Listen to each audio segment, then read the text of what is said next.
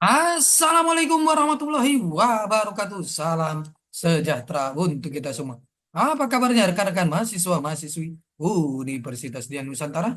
Kita berjumpa kembali di mata kuliah komunikasi lintas budaya di pertemuan yang keempat. Tidak terasa kita sudah memasuki pertemuan yang keempat. Mudah-mudahan Allah Subhanahu wa taala Tuhan yang Maha Esa memberikan kita keberkahan kesehatan sehingga kita bisa menyelesaikan mata kuliah ini dengan sukses dan lancar. Rekan-rekan semuanya, sebelum kita mulai proses belajar mengajar ini, alangkah baiknya sama-sama kita berdoa agar proses belajar mengajar ini berjalan dengan sukses dan lancar. Berdoa menurut keyakinan dan kepercayaan masing-masing. Berdoa dimulai.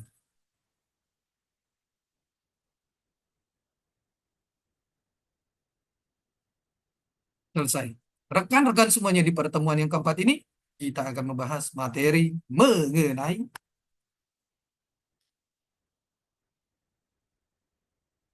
di pertemuan keempat kita akan membahas materi mengenai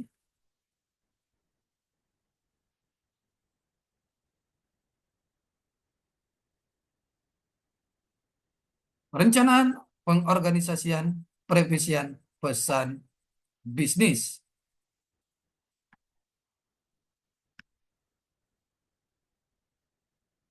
Perencanaan, pengorganisasian, perevisian pesan bisnis, tahapan penyusunan pesan bisnis. Dalam menyusun sebuah pesan bisnis, setidaknya ada tiga tahap yang harus dilalui. Di antaranya, satu, perencanaan, tujuan komunikasi, audiens, ide pokok, media. Dua, pengorganisasian, menyusun dan memformulasi pesan. Tiga, revisi. Tujuan pesan atau komunikasi bisnis. Secara umum, ada tiga tujuan dalam melakukan suatu komunikasi bisnis, yaitu satu, memberikan informasi, dua, melakukan persuasi, negosiasi, tiga, melakukan kolaborasi kerja sama. Hubungan partisipasi komunikan dengan kendali komunikator. Kolaborasi, persuasi, informasi. Tinggi, sedang, rendah. Inilah bagiannya. Partisipasi komunikasi dan juga kendali komunikator. Menguji tujuan pesan bisnis. Untuk dapat mengetahui layak tidaknya sebuah pesan bisnis, ada beberapa hal pengujian yang harus dilakukan. Satu, apakah tujuannya realistis? Dua, apakah waktunya tepat? Tiga, apakah orang yang mengirimkan pesan sudah tepat? Dan empat, apakah tujuannya selaras dengan cita-cita organisasi? Analisis audiens. Satu, mengembangkan profil audiens. Menentukan ukuran dan komposisi audiens. Siapa audiensnya? Reaksi audiens, tingkat pemahaman audiens, dan hubungan komunikator dengan audiens. Dua, cara memuaskan audiens akan kebutuhan informasi. Tiga, cara memuaskan kebutuhan motivasional audiens. Analisis audiens jika belum dikenal. Menurut Bovey and Thiel, analisis audiens yang tidak dikenal dapat menggunakan kata kunci audiens, yaitu sebagai berikut. Analyze, siapa penerima pesan. Understand, bagaimana pengetahuan penerima pesan. Demografik, kondisi demografi penerima pesan. Interest, apa yang menarik perhatian menerima pesan. Environment, apakah menerima pesan bersahabat atau merusak. Needs, informasi apa yang dibutuhkan penerima pesan. Customize, bagaimana penyesuaian pesan yang diperlukan. Ekspektasi, apa yang diharapkan penerima pesan. Penentuan ide pokok, ada beberapa cara menentukan ide pokok dalam suatu pesan bisnis. Di antaranya, satu, brainstorming. Dua, petunjuk atasan. Tiga, kebiasaan. Pemilihan saluran dan media. Saluran komunikasi lisan. Satu, diperlukan umpan balik atau feedback secara langsung dari penerima. Dua, Pesan relatif sederhana dan mudah dimengerti. Tiga, tidak memerlukan catatan permanen. Empat, penerima tidak mudah dikumpulkan dan lebih ekonomis. Lima, mendorong mereka, mendorong interaksi pemecahan masalah dalam pengambilan keputusan. Saluran komunikasi tertulis. Satu, tidak perlu umpan balik atau feedback secara langsung. Dua, pesan terperinci dan kompleks. Tiga, memerlukan catatan permanen. Empat, memerlukan perencanaan yang seksama. Lima, penerima bisa dalam jumlah banyak. Enam, penerima biasanya sulit dijangkau secara geografis. Dan tujuh, meminimalisir distorsi atau kondisi yang membuat tidak efisien dan efektif. Sebab pesan tidak terorganisasi dengan baik. Beberapa hal yang menyebabkan pesan bisnis tidak terorganisasi dengan baik di antaranya. Satu, pesan bertele-tele. Dua, adanya informasi yang tidak relevan. Tiga, ide tidak logis. Empat, informasi utama atau penting terlupakan.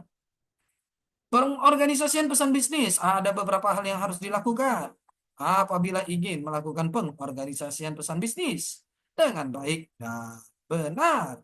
Satu, subjek dan tujuan pesan bisnis harus clear, harus jelas. Dua, semua informasi harus sesuai dengan subjek dan tujuannya. Tiga, ide-ide harus dikelompokkan dan disampaikan dengan cara yang logis. Empat, sudah mencakup semua informasi penting. Manfaat pengorganisasian pesan.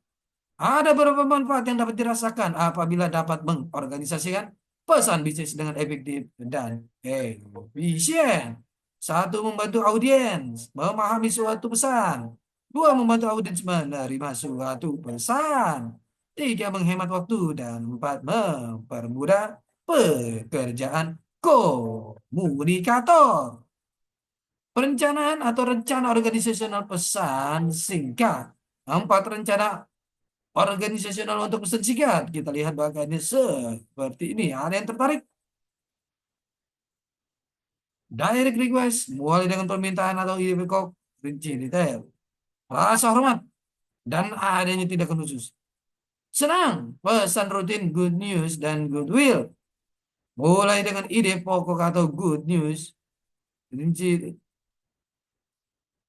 detail, rasa hormat, referensi ke good news. Tidak senang, bad news, pernyataan netral sebagai transisi ke bad news. Mulai dengan pernyataan netral, nyatakan bad news dan beri saran positif, beri alasan dan rasional dan logis. Rasa hormat, tidak tertarik, pesan persuasif. Mulai dengan pernyataan mengundang perhatian, tumbuhkan hasrat audiens, perlu tindakan. Analisis audiens jika belum dikenal.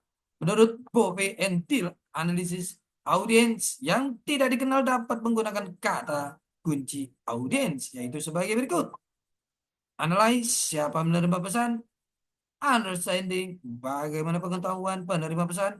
Demografi, kondisi demografi penerima pesan. Interest, apa yang menarik perhatian penerima pesan. Environment, apabila menerima pesan bersahabat atau bermusuhan.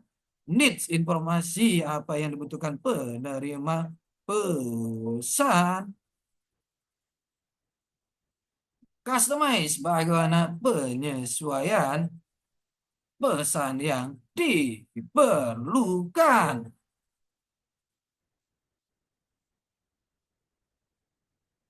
Ekspektasi, apa yang diharapkan penerima pesan. Penentuan ide pokok. Ada beberapa cara menentukan ide pokok dalam suatu pesan bisnis. Di antaranya satu, brainstorming. Dua, petunjuk atasan. Tiga, kebiasaan. Pemilihan saluran dan media. Saluran komunikasi lisan. Satu, diperlukan umpan balik atau feedback dan saling menguntungkan. Dua, pesan relatif sederhana dan mudah dimengerti. Tiga, tidak memerlukan catatan permanen. Empat, penerima tidak mudah dikumpulkan dan lebih ekonomis. Lima, mendorong interaksi. pemecahan masalah, dan pengambilan keputusan. Sebab pesan tidak terorganisasi dengan baik, beberapa hal yang menyebabkan pesan bisnis tidak terorganisasi dengan baik. Di antaranya, satu, pesan bertele-tele. Dua, adanya informasi yang tidak relevan. Tiga, ide tidak logis. Empat, informasi utama atau penting diperlukan.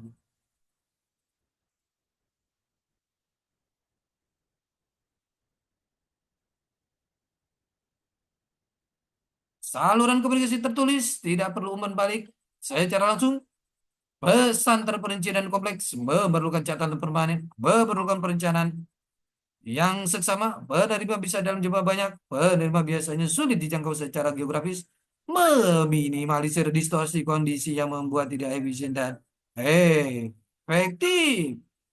Sebab pesan tidak terorganisasi dengan baik, beberapa hal yang menyebabkan pesan bisnis tidak terorganisasi dengan baik diantaranya, satu, pesan bertele-tele. Dua, adanya informasi yang tidak relevan.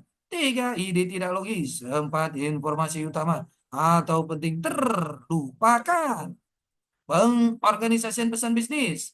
Ada beberapa hal yang harus dilakukan apabila ingin melakukan pengorganisasian pesan bisnis. Ada beberapa hal yang harus dilakukan apabila ingin melakukan pengorganisasian pesan bisnis dengan baik dan benar. Satu, subjek dan tujuan pesan bisnis harus jelas. Dua, semua informasi harus sesuai dengan subjek dan tujuannya. Tiga, ide-ide harus dikelompokkan dan disampaikan dengan cara yang logis. Empat, sudah mencakup semua informasi mengenai informasi yang penting-penting. Manfaat pengorganisasian pesan, ada beberapa manfaat yang dapat dirasakan apabila dapat mengorganisasikan pesan bisnis dengan efektif dan efisien. Satu, membantu audiens memahami suatu pesan. Dua, membantu audiens menerima suatu pesan. Tiga, menghemat waktu. Dan empat, mempermudah pekerjaan komunikator. Rencana organisasional pesan bisnis. Empat, rencana organisasional untuk pesan bisnis. Reaksi audiens, rencana organisasi, Yonan, pembukaan, isi penutup, tertarik, direct request, mulai dengan permintaan atau ide pokok, isi rinci dan detail, dan juga rasa hormat, dan adanya tindakan khusus. Rekan-rekan semuanya, ini adalah pertemuan kita yang keempat. Kita akan berjumpa di pertemuan-pertemuan selanjutnya. Tetap semangat belajar untuk mencapai kesuksesan. Salam sehat selalu. Assalamualaikum warahmatullahi wabarakatuh.